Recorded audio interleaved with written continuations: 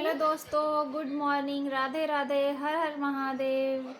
किसी ने खूब कहा है कि मन से ज़्यादा अपने तन से ज़्यादा अपने मन को सुंदर रखना चाहिए। लेकिन यहाँ पे लोग मन की सुंदरता नहीं देखते हैं, आपके चेहरे की, आपके ऊपर की सुंदरता को ज़्यादा पसंद करते हैं। जो लोगों की नज़र में होता है वही लोग करना पसंद करते हैं, जो ईश्वर की नज़र में होता है उसे नहीं। मैं वीनू मिश्रा अपने चैनल पे आपका स्वागत करती हूँ और आपसे उम्मीद करती हूँ कि आप ढेर सारा प्यार और आशीर्वाद देंगे और अच्छे अच्छे कमेंट भी करेंगे। तो आज की मेरी एक जो कहानी है वो यही है कि मतलब हम जो हैं लोगों की नज़र में होते हैं और लोग हमारी नज़र में होते हैं, लेकिन हम जो हैं हम किसी और की भी नज़र में होते हैं। वो ऊपर वाला जो बैठा है उसकी नज़र में होते हैं, ईश्वर की नज़र में होते हैं। तो चलिए, आज की कहानी एक ऐसी ही है जो ईश्वर की नज़र में लोग होते हैं, लेकिन फिर भी लोग नज़रअंदाज करते हैं कि हमें कोई नहीं देख रहा, क्या है, मैं अकेला कुछ भी करूं, कोई मुझे देख नहीं रहा है। तो एक बंदा होता है, सुबह सुबह बैठा होता है और उसके गेट पे डोर बेल बजती है। तो वो जाके डोर ओपन करता है और उसने जैसे डोर ओपन किया तो गेट पे एक बहुत ही आकर्षण और बुज़ुर्ग आदमी जो होते हैं, एक इंसान खड़े होते हैं।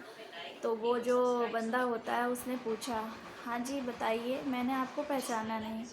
तो उन्होंने कहा, तुम मुझे पहचानोगे भी नहीं क्योंकि मैं कोई तुम्हारा पहचानने वाला नहीं हूँ। तो उसने कहा कि फिर आप मेरे दरवाजे पे कैसे, क्या चाहिए आपको?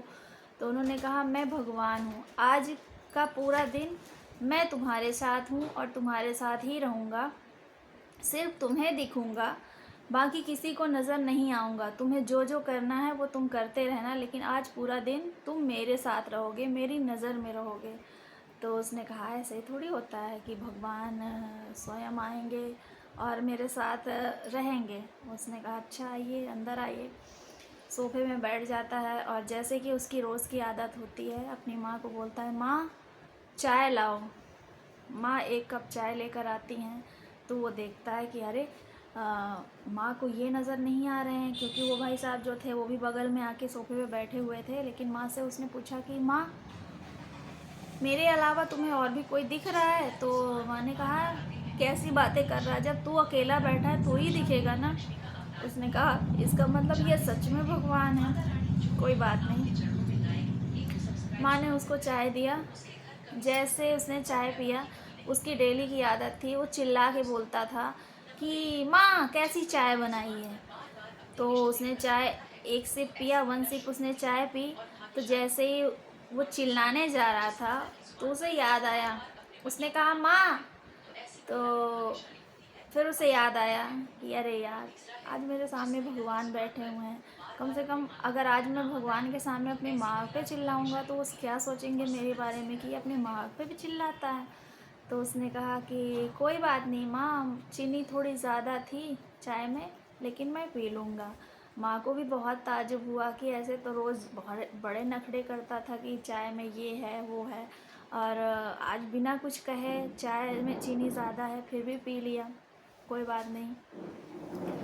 वो ऑफिस जाने के लिए नहाने जाता है, तो पीछे पीछे वो भी चल देते हैं। तो वो बोलता है, कम से कम वॉशरूम में तो बख्श दीजिए मुझे, बैठिए मैं आता हूँ। वो बैठ जाते हैं, रेडी होता है, पूजा पाठ करता है, जैसे नित्य क्रिया डेली करता है वैसे वो करता है। वो साथ में पीछे पीछे उसके बैठे रहते हैं। अब डाइनिंग टेबल पे माँ ने उसका नाश्ता लगाया, क्योंकि उसे ऑफिस जाना था।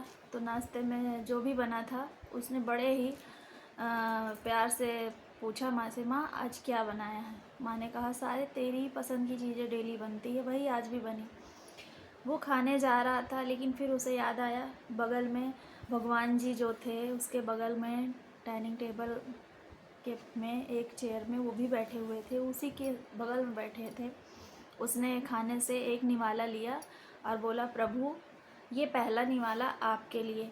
उस दिन पहली बार उसने खाने में कोई बिना नुक्स, बिना किसी कमी के उसने खाने को अच्छे से खाया और एंजॉय किया, क्योंकि वो जान रहा था कि वो भगवान की नज़र में है, भगवान उसके साथ हैं। फिर उसके बाद वो ऑफिस जाने के लिए निकलता है, गाड़ी निकालता है। जैसे ही वो गाड़ी में बैठता है, देखता है बगल वाली सीट पे भाई साहब आके बैठ गए थे, यानी कि भगवान जी आके बैठ गए थे। तो उसने सीट बेल्ट लगाई और बोला, आप भी सीट बेल्ट लगा लीजिए, कुछ नियम का पालन आप भी करिए, कुछ हम कर रहे हैं कुछ आप भी करिए। भगवान जी भी सीट बेल्ट लगाते हैं। और इसकी डेली की आदत थी कि बहुत तेज़ कार ड्राइविंग करके जाता था। उस दिन वो स्लो स्लो ही चला रहा था, क्योंकि वो जान रहा था कि वो भगवान के साथ बैठा था, तो सोच रहा था कि कहीं ये मुझे टोंक ना दें कि इतनी तेज़ गाड़ी नहीं चलानी चाहिए। इतने में एक कस्टमर का फ़ोन आता है उसको, तो बाकायदे नियम का पालन करते हुए साइड में गाड़ी खड़ी की और उसके बाद उसने उससे बात की, जैसे कि लोग बात करते हैं, यार मेरा इतना कमीशन बन रहा है, चल मुझे आज इतने में इतना तू रख लेना, इतना मुझे दे देना, जैसे कि लोगों की बातें होती हैं। उसने बात की, लेकिन उस दिन उसने अपने कमीशन के बारे में कुछ नहीं बोला। सामने वाले जो उसके बिजनेस के जो भी रहे होंगे, उन्होंने बोला कि आपको इसमें कोई कमीशन नहीं मिलेगी। तो उसने कहा कोई बात नहीं, हो जाएगा, आपका काम हो जाएगा। और बिना कुछ कहे वो फिर वहाँ से चला आता है। अब उस दिन ऑफिस जाता है बिना किसी लड़ाई झगड़े के, बिना किसी शोर शराबे के। पूरा दिन आराम से ऑफिस में काम करता है, किसी से कोई बहस नहीं, कोई लड़ाई नहीं, क्योंकि साथ में भगवान जी होते हैं उसके। तो इस वजह से उसे लगता है कि कहीं ये मुझे टोंक ना दे। अब जैसे कि ये घर आता है, उसकी माँ ने डोर ओपन किया और माँ ने कहा सब ठीक, बोला सारा सब अच्छा, जिसके साथ भगवान होते हैं, जो भगवान की नज़र में होता है उसके साथ सब ठीक ही होता है। और वो फिर से वही क्रिया करता है, रात का डिनर करता है और सोने की कोशिश करता है। इतने में माँ ने ज़ोर से चिल्लाया, आज तुझे ऑफिस नहीं जाना है, तेरी चाय ठंडी हो रही है। अरे ये हड़बड़ा के नींद से उठ गया, क्योंकि वो सपना देख रहा था, वो सचमुच जाग नहीं रहा था।